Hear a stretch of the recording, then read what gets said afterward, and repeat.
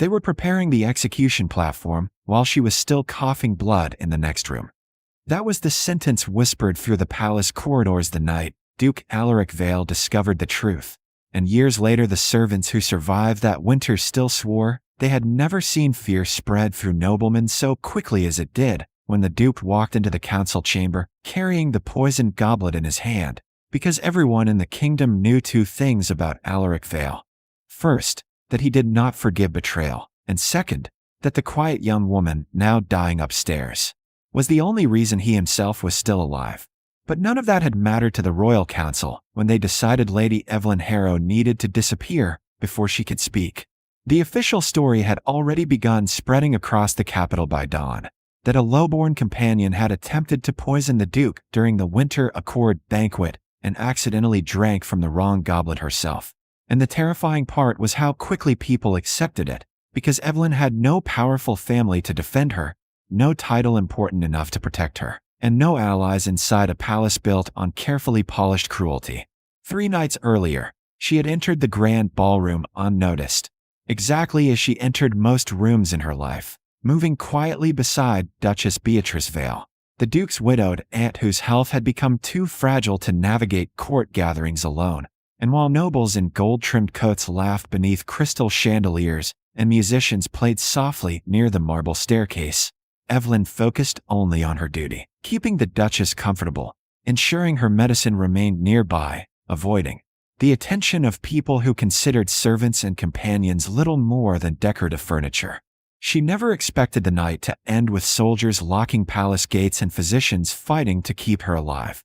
The banquet itself had been arranged to celebrate the signing of a trade alliance with the northern provinces, which meant nearly every influential family in the kingdom crowded into the hall that evening, all eager to gain favor with Duke Alaric, whose political influence had grown so powerful that even the crown relied heavily upon his loyalty. Eveline had seen him only twice before from a distance, and neither encounter had prepared her for the unsettling intensity of his presence in person. He was not loud like other noblemen. He barely smiled. Yet conversations shifted the moment he entered a room, as though the air itself adjusted around him. Even now, seated at the center of the royal table in black formal attire with one gloved hand resting near his untouched wine, he carried the dangerous stillness of a drawn blade. Men feared disappointing him. Women feared being noticed by him.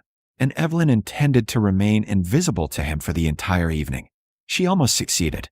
Hours later, as dessert wine was served and the musicians changed melodies, she noticed a servant approaching the Duke's table with trembling hands.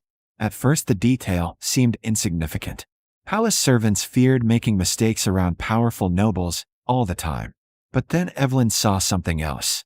The servant avoiding eye contact entirely, gripping the silver tray so tightly his knuckles had turned white, sweat gathering visibly along his temple despite the winter cold. A terrible feeling settled low in her stomach. The Duke reached for the goblet just as the servant stepped away too quickly. Eveline caught the faint scent an instant later. Bitter almond. Her father had once worked among royal physicians before his death, and though she possessed little formal education, she remembered enough from childhood to recognize the warning immediately. Poison. Her body moved before fear could stop it. One moment the Duke's fingers touched the goblet. The next, Eveline crossed the distance between them, seized the wine from his hand, and drank it herself. Silence crashed across the ballroom. Hundreds of guests stared in confusion as the crystal goblet slipped from her fingers and shattered against the marble floor. For one suspended second nobody understood what had happened. Then pain tore through her body like fire beneath her skin. Eveline collapsed hard enough that the impact echoed through the hall, gasping violently as blood flooded the back of her throat. Screams erupted almost instantly. Chairs overturned. Guards drew swords. Someone shouted for the physicians while nobles stumbled backward in panic. But through the chaos, Eveline remembered only one thing clearly: the expression on Duke Alaric Vale's face as he dropped to one knee beside her. Not anger. Not confusion. Terror. Lock the gates, he ordered with deadly calm while supporting her head in one gloved hand. No one leaves this palace. The authority in his voice froze the room faster than any scream could have. Soldiers obeyed immediately, sealing exits while physicians rushed toward the fallen girl coughing blood onto the Duke's sleeves. Eveline tried to speak, tried to explain about the poison, but another wave of agony stole the breath from her lungs before words could form. The last thing she heard before darkness consumed her entirely was a physician whispering in horror. "Your Grace," she swallowed enough to kill 5 men. When Eveline regained consciousness sometime later, she could not tell whether minutes or days had passed. The room around her blurred in and out of focus beneath dim candlelight, her entire body burning with fever so severe she could barely breathe without pain. Voices murmured nearby. Physicians. Servants. Then another voice cut through them all. Deep, controlled, terrifyingly cold. "Explain again," the Duke said. "Why she is still alive." Eveline forced her eyes open slightly and saw him standing near the fireplace, still wearing the same black formal coat, stained with her blood. One physician swallowed nervously before answering. "The poison should have killed her within minutes, Your Grace. We cannot understand it. Somehow, her body resisted the full effect." Another doctor hesitated before adding quietly, "Had she not intervened, the poison would certainly have killed you instead." Silence followed those words. Heavy silence. The kind that changes everything after it settles. Eveline wanted to sit up, wanted to tell them she had only reacted on instinct, but exhaustion dragged her back down before she could move. Through half-consciousness, she heard the Duke dismiss everyone except 2 physicians, and only when the room emptied did she realize he had moved closer to the bed. For several seconds he said nothing. Then, quietly enough that she almost believed she imagined it, he spoke directly to her. "You drank poison meant for me." Eveline tried to answer, but managed only a weak cough. The Duke's expression darkened immediately as blood stained the cloth near her lips again. He turned toward the physicians with restrained fury.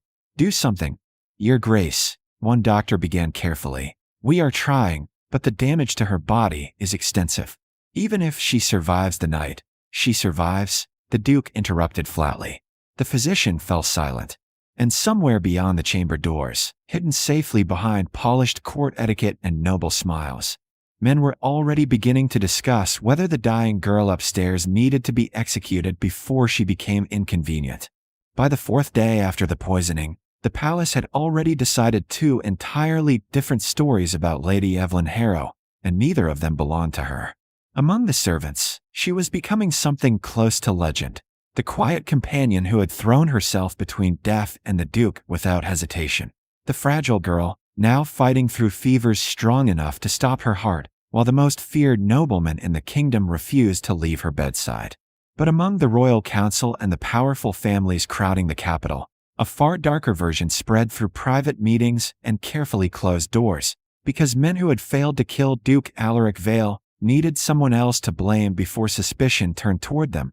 And a dying young woman with no family protection made the perfect target. The official investigation had already begun, though remarkably none of the investigators were permitted anywhere near Eveline's chambers, because from the moment she lost consciousness, the Duke had transformed the east wing of the palace in a territory guarded more heavily than the royal treasury itself. Soldiers loyal only to House Vale stood outside her room day and night. Physicians were searched before entering, and every servant delivering food or medicine underwent inspection personally ordered by the Duke. The arrangement terrified the palace staff, not because it was excessive, but because it revealed how seriously Alaric believed the danger remained. Someone inside the palace had tried to murder him once. He clearly believed they would try again. Meanwhile, Eveline herself remained trapped in a haze of pain severe enough that reality often blurred at the edges. Some mornings, she woke unable to breathe properly, her lungs tightening until physicians rushed to force medicine between her lips, while fever drenched the bedsheets beneath her. Other times the poison left her shaking so violently she could not hold a cup without spilling it. The doctors spoke carefully around her, but she overheard enough fragmented conversations to understand the truth. Surviving the poison had not saved her from it. Her body was still losing the battle slowly. Every hour she remained alive seemed to surprise the physicians more than the last. And through all of it, the Duke stayed. At first Eveline assumed exhaustion or guilt explained his presence.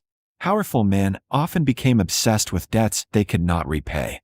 But guilt did not explain why she woke one evening to find him changing the cold cloth on her forehead himself, while 3 servants stood ignored nearby. It did not explain why he learned which medicines made her nauseous and which teas eased the pain in her chest. Most unsettling of all, it did not explain why the Duke looked genuinely relieved each time she opened her eyes. "You should not be here," she whispered weakly one night after finally gathering enough strength to speak more than a few words at a time. Candlelight flickered softly across the room, illuminating the exhaustion carved into his features. He had not slept properly in days. Even Eveline could see that much. Yet his attention lifted instantly toward her voice. "The physicians disagree," he answered quietly. Eveline frowned faintly. "Physicians do not command dukes." "Most people don't," he replied, and for the briefest moment she thought she saw amusement touch his expression before it vanished again beneath concern. Silence settled between them afterward, though not uncomfortable silence. Strange silence.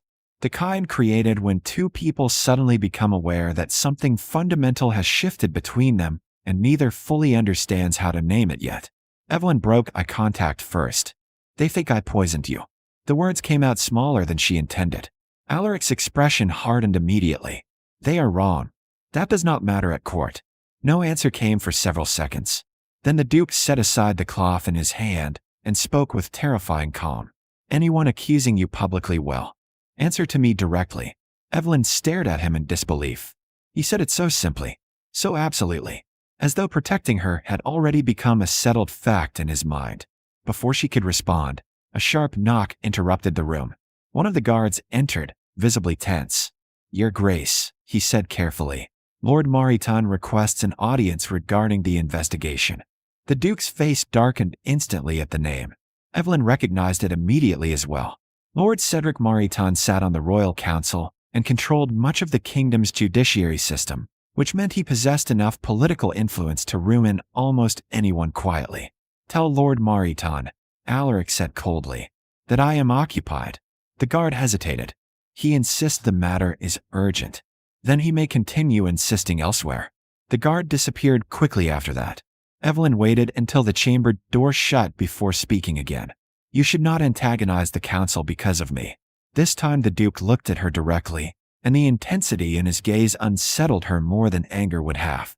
"They are discussing executing you." Her breath caught painfully in her throat. Alaric continued before she could respond. "Do you understand that?" Eveline said nothing because she did understand.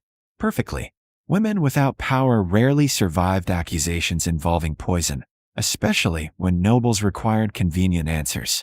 Logic mattered less than political necessity. And right now the council needed someone expendable. She was both. The Duke rose suddenly and crossed toward the fireplace, tension radiating visibly through his posture. "They wanted permission to interrogate you yesterday," he said. "I refused." Eveline closed her eyes briefly. "Eventually they will outrank even you." "No," he answered immediately. The certainty in his voice startled her enough that she looked up again. Alaric turned back toward the bed slowly, every word measured. "There is no authority in this kingdom I fear enough to hand you over to them." The room fell silent again after that, but this silence felt heavier somehow. Dangerous in a way Eveline could not explain. Because people did not protect her. Certainly not powerful men. Certainly not at personal cost. Yet Duke Alaric Vale had now openly defied the royal council for her sake, and the realization frightened her almost as much as the poison itself. Outside the chamber walls, however, the conspiracy surrounding the assassination attempt continued tightening like a noose. Investigators eventually discovered the servant who delivered the poisoned wine dead in the palace kitchens, his throat cut before questioning could begin. Another witness vanished entirely before sunrise. Fear spread rapidly among the staff, and whispers of corruption infected every corridor in the royal estate. But the most alarming discovery arrived late that same night, when one of the palace physicians requested a private audience with the Duke. Eveline remained half awake as the older man spoke in hushed tones near the doorway. "Your Grace, there is something else." Alaric's voice sharpened instantly. "What?" The physician hesitated before answering. "We tested the residue from the goblet again, and the poison was altered." Silence. Then slowly. "Explain." The physician swallowed hard. "Someone weakened the dosage intentionally." Confusion crossed even the Duke's face. Why would an assassin do that? The doctor looked visibly uneasy now. Because the poison was never meant to kill immediately. It was designed to create prolonged suffering first. Eveline felt cold despite the fever burning through her body. The physician continued carefully. Whoever prepared it wanted the victim alive long enough to speak and be blamed. Alaric went perfectly still. And in that terrible silence, both he and Eveline realized the horrifying truth at exactly the same moment. The conspiracy had never ended with murder. Someone inside the palace had planned from the beginning to poison the Duke, frame Eveline publicly for the attempt, and execute her afterward before the real traitors could ever be exposed. The execution order was drafted before sunrise. Eveline learned that 3 days later entirely by accident, after waking from another fevered collapse to the sound of angry voices echoing through the corridor outside her chamber, and even through the pounding pain in her chest, she recognized immediately that something had changed, because the guards stationed outside her door no longer sounded merely cautious. They sounded afraid. His Grace gave direct orders. One soldier argued tensely. No one enters. Those orders do not override the royal council. Another voice snapped back. Step aside. Eveline tried to sit upright too quickly and nearly blacked out from dizziness. Every breath still felt sharp inside her lungs, the lingering poison turning even simple movement into agony. Yet instinct pushed her toward the edge of the bed anyway. She had just managed to steady herself against the wooden bedpost when the chamber doors opened violently, and Duke Alaric Vale entered with enough fury in his expression to silence the entire corridor behind him. The doors slammed shut a second later. For several moments neither of them spoke. Eveline immediately noticed the folded parchment clenched tightly in his gloved hand, and the dangerous stillness radiating from him like the calm before a storm. What happened? She asked softly. The Duke did not answer immediately. Instead, he crossed the room toward the fireplace and threw the parchment directly into the flames. Eveline watched the wax seal melt first, the royal seal. Her stomach tightened instantly. Alaric. It was the first time she had ever spoken his name aloud, and judging by the brief flicker in his eyes, he noticed immediately. But whatever reaction he might have had vanished beneath anger just as quickly. The council voted this morning, he said flatly. They intend to place you on trial within the week. Eveline felt strangely calm hearing the words. Perhaps because part of her had expected them from the beginning. For poisoning you. It was not a question. Yes. Silence settled heavily between them. Outside the tall windows, snow drifted softly across the palace gardens, peaceful and distant in a way that almost felt cruel. Eveline lowered her gaze toward the blanket wrapped around her trembling hands. Then perhaps you should let them. Alaric's head lifted sharply. Explain. She swallowed painfully before continuing. Your Grace, if the council believes protecting me threatens the kingdom, they will not stop. You have already risked too much because of me. Too much. His voice had gone dangerously quiet now. Eveline forced herself onward anyway. You are one of the most powerful men in the empire. If this becomes open conflict between you and the crown, I do not care. The words cut through the room instantly. Eveline looked up in shock. Alaric moved closer then, stopping beside the bed with an intensity that made her pulse stutter despite her exhaustion. Listen to me carefully, he said. You drank poison meant for me. You nearly died because of it. And while you were fighting simply to stay alive, the men responsible began preparing your execution to protect themselves. His jaw tightened visibly. I will not hand you over to them. Eveline stared at him speechlessly because no one had ever spoken about protecting her with such absolute certainty before. Not even her own family while they lived. The Duke exhaled slowly, some of the anger leaving his expression as his gaze shifted toward the dark bruising still visible beneath her eyes from the fever. You should be resting. She almost laughed at the absurdity of the statement. Apparently, I am difficult to kill. To her surprise, the corner of his mouth actually softened slightly. Yes, he murmured. You are. For the first time since the poisoning, something fragile and unfamiliar passed between them then.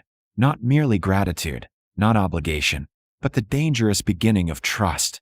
If frightened, Eveline more than the tribunal ever could. Unfortunately, the palace itself had already begun collapsing into chaos around them. News of the Duke's refusal to surrender Eveline spread through the capital by nightfall. dividing the nobility almost instantly. Some families quietly sided with Alaric, believing the attempted assassination revealed deeper corruption within the royal council. Others considered his behavior reckless, even scandalous. Rumors exploded across every drawing room and corridor in the kingdom. Some claimed the Duke had fallen victim to manipulation by a beautiful poisoner. Others whispered something even more shocking, that Alaric Vale genuinely cared for the woman he refused to abandon. Meanwhile, the investigation itself finally uncovered its first major breakthrough. Late that evening, one of the Duke's private guards intercepted a messenger attempting to flee the palace with coded correspondence hidden inside his coat lining. Under interrogation, the messenger revealed enough names to send panic through half the royal council. Lord Mariton himself had orchestrated the poisoning attempt alongside several allied noble families, hoping to eliminate Alaric before the upcoming succession negotiations with the crown. Eveline had never been part of the original plan at all. She had simply reacted unexpectedly by saving the Duke's life, forcing the conspirators to turn her into a scapegoat afterward. The moment the confession reached Alaric, arrests began immediately. Soldiers loyal to House Vale stormed council estates throughout the capital before dawn, dragging noblemen from their beds, while terrified servants watched from hallways. Lord Mariton attempted escape by carriage and was captured less than 10 miles outside the city gates. By midday, the conspiracy that had nearly destroyed Eveline's life finally stood exposed before the crown itself. And yet, despite the political victory unfolding around him, the Duke returned only to her chamber. Eveline was sitting near the window when he arrived, wrapped in heavy blankets while weak winter sunlight spilled across the floorboards beside her chair. She looked exhausted still, but stronger than before somehow. More present. Alaric paused briefly upon seeing her upright. The physicians allowed this. Reluctantly, she admitted quietly. He crossed toward her slowly. You should not overexert yourself. You sound disappointed I survived long enough to become stubborn. Another faint, almost smile touched his expression before fading again. For several moments, they simply looked at one another in silence, while distant bells echoed faintly through the capital outside. Finally, Eveline spoke the question lingering unspoken between them for days. Why are you really doing this? Alaric frowned slightly. Doing what? Staying? Her voice softened. Protecting me like this. The Duke did not answer immediately. Instead, he studied her with the same careful intensity he always carried near her now, as though every honest response mattered more than either of them wished to admit. When he finally spoke, his voice was quieter than she had ever heard it. Because when I thought you might die, he stopped briefly, jaw tightening. I realized the idea of losing you frightened me more than any enemy ever has. Eveline's breath caught. The confession settled between them slowly, impossibly real. Alaric stepped closer then, kneeling beside her chair despite the astonished protests such behavior would have caused anywhere else in the palace. But here, alone beside the frost-covered windows, he looked at her not like a duke addressing someone beneath him. He looked at her like a man terrified of almost losing the person who mattered most. They called you insignificant, he said quietly, and yet you were the only person in that ballroom willing to die to save me. His hand lifted carefully, hesitating only briefly before brushing gently against hers atop the blanket. I do not intend to spend the rest of my life pretending that means nothing. Tears burned unexpectedly behind Eveline's eyes then, not from fear this time, nor pain, but from the overwhelming realization that after a lifetime of invisibility, someone had finally chosen her openly, completely, and without shame. Outside, the kingdom continued unraveling from scandal and betrayal. Noble families fell. Trials began. The conspiracy surrounding the assassination would dominate court politics for months to come. But inside the quiet warmth of the East Wing chamber, none of that mattered quite as much anymore. Because the woman they had once planned to execute was alive. And the Duke who should have feared her most had become the one person willing to burn the kingdom down to keep her safe.